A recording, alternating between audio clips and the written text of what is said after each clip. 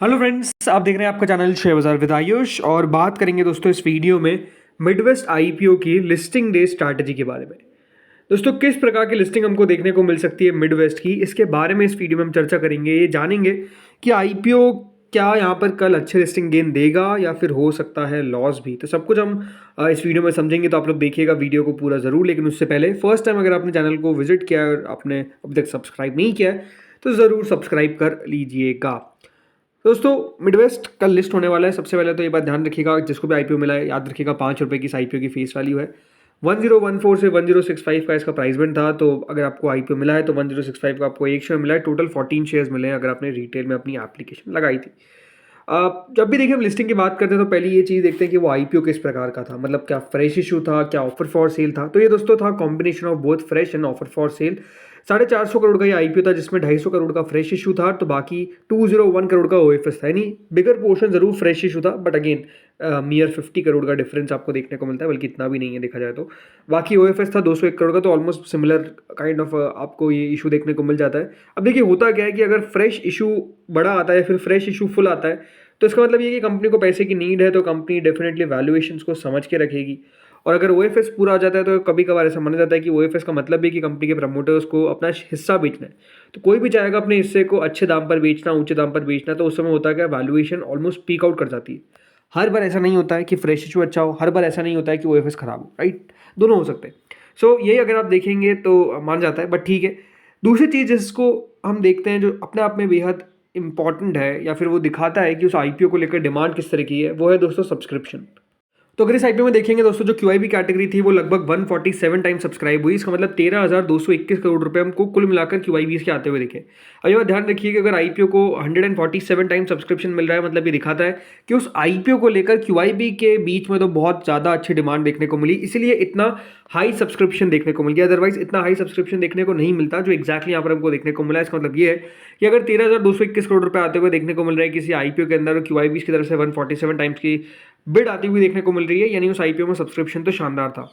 वहीं HNI category को अगर आप देखेंगे तो 176 टाइम सब्सक्राइब हुआ, लगभग 11,915 करोड़ रुपए लगाए गए, और रिटेल के द्वारा 25 गुना सब्सक्राइब किया गया, लगभग 4,000 करोड़ रुपए लगाए गए। इसके अलावा जो एम्प्लॉय पोर्शन है वो 25 गुना, तो टोटल मिलाकर 92 टाइम्स याद रखिएगा ये आईपीओ सब्सक्राइब हुआ। यानी आप समझ सकते हैं कि अगर आईपीओ को 92 टाइम सब्सक्रिप्शन मिल रहा है, फिर 92 टाइम्स डिमांड आती हुई दिख रही है, मतलब वो आईपीओ अपने आप में कुछ तो दमकम था, इसीलिए इतना पैसा आता हुआ दिख गया, अदरवाइज इतना पैसा नहीं आता। तो एक्जैक्टली यहाँ पर आप समझ सकते हैं कि इस आईपीओ के अंदर अच्छा पैसा आता हुआ दिख रहा है, तो ये एक साइन है कि डेफिनेटली ये आईपीओ में कुछ तो दम होगा।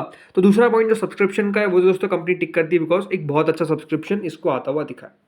तीसरी चीज दोस्तों, हम हमेशा देखते हैं कि कंपनी का फाइनेंशियल किस प्रकार का है, बिकॉज अगर आपके पास आईपीओ आया है और आपको लॉन्ग टर्म का व्यू बनाकर रखना है तो फिर आप किस तरीके से व्यू बनाएंगे। तो ये बात ध्यान रखिएगा कि अगर कंपनी के आप फाइनेंशियल्स को देखेंगे तो लगातार आपको नजर आएगा कि कंपनी का रेवेन्यू बढ़ता हुआ दिखा है 643 करोड़ रुपए। जरूर रेवेन्यू सिर्फ 7% बढ़ पाया FY24 से 25 के बीच में, but still there is a growth.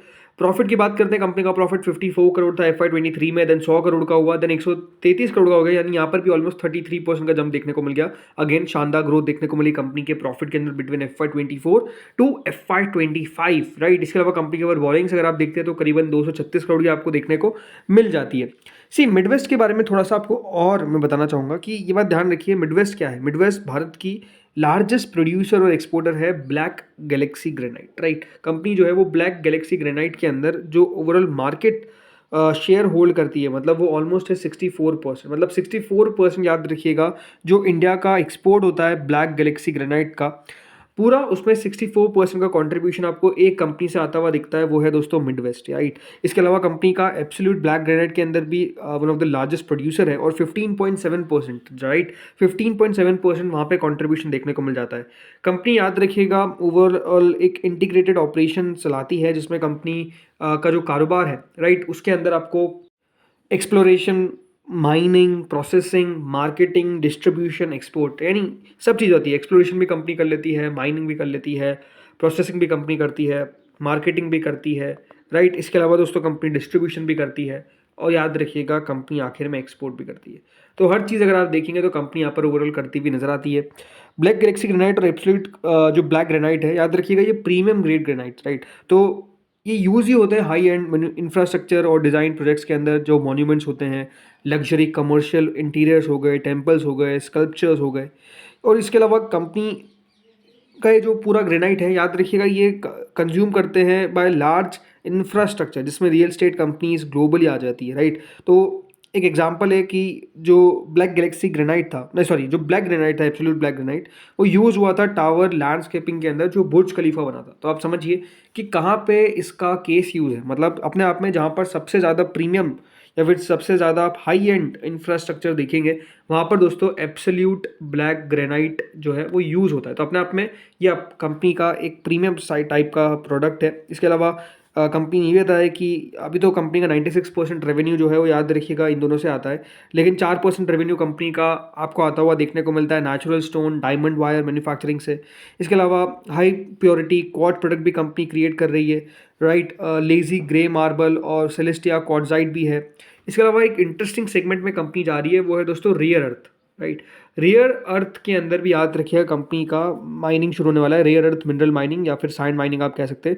इसमें कंपनी को ओवरऑल 4 एक्सप्लोरेशन लाइसेंसेज मिले हैं और ये श्रीलंका में मिले हैं कि वो एक्सप्लोर कर सकते हैं, फिर डेवलप करेंगे और एक्सट्रैक्ट करेंगे मिनरल, जिसमें रूटाइल, आइलमाइट, इसके अलावा गार्नेट, जिरकॉन, सिलिमेनाइट और मोनेजाइट, राइट। ये सारी चीज़ें जो है वो याद रखिए कंपनी एक्सप्लोर करती हुई नजर आएगी, और अगर वो निकल जाते हैं तो अपने आप में ये अपना एक बहुत शानदार कंपनी के लिए खोज हो जाएगी और कंपनी के लिए पॉइंट हो जाएगा, बिकॉज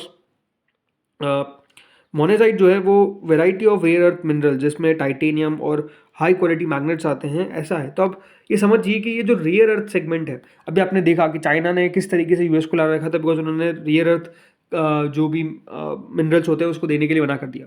तो रेयर अर्थ मिनरल्स अपने आप में बहुत इंपॉर्टेंट होते हैं। अब उसका ये वाला केस यूज़ होगा कि नहीं होगा वो तो आने वाले समय में पता चलेगा, बट डेफिनेटली ये एक बहुत इंपॉर्टेंट सेगमेंट होने वाला है, राइट। तो ये सारी बातें मैंने आपको बताई क्यों, राइट।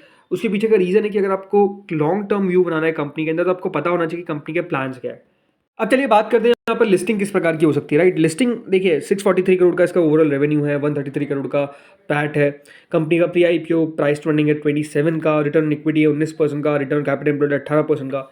आई फील कि देखिए जो कंपनी है ये लिस्ट होगी बिटवीन 1140 टू 1175, यानी 1140 से लगाकर 1175 के बीच में, 1140 टू 1175 के बीच में इसकी लिस्टिंग आपको कहीं देखने को मिलेगी। रीज़न क्या है? रीज़न बीइंग ये कह सकते हैं कि देखिए वैल्यूएशन के हिसाब से अगर देखा जाए तो जो इसका एकमात्र लिस्टेड प्लेयर है वो 12 के पीक पे मिल जाता है, अभी 27 की पीक पे मिलता है, राइट। तो वो अपने आप में एक फैक्टर है, बट अगेन बिजनेस में थोड़ा सा डिफरेंस है, तो वो बात अलग है कि वो समझने वाली बात है।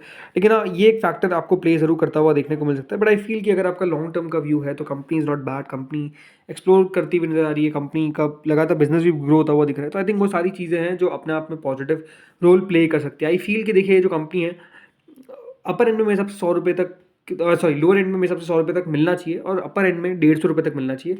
तो उससे ऊपर जाने की एक्सपेक्टेशन मुझे नहीं लगती, इसलिए जो प्रॉफिट का एस्टिमेट है वो भी करीबन 1050 से 1400 या फिर आप 1500 भी मान सकते हैं, बट उससे ज़्यादा मिलने का अनुमान ओवरऑल मुझे नहीं लगता कि देखिए होता हुआ देखने को मिलेगा। और अगर इधर भी लिस्टिंग हो जाती है तो it's a very big positive listing. I don't feel कि वहाँ पे कोई नेगेटिव आपको ऐसा देखने को मिलेगा। तो दोस्तों इस वीडियो में इतना ही था, होपफुली आपको वीडियो बढ़िया लगा होगा। अगर अच्छा लगा तो लाइक कर देना, चैनल से पहली बार जुड़े हो सब्सक्राइब कर देना। Thank you friends watching this video.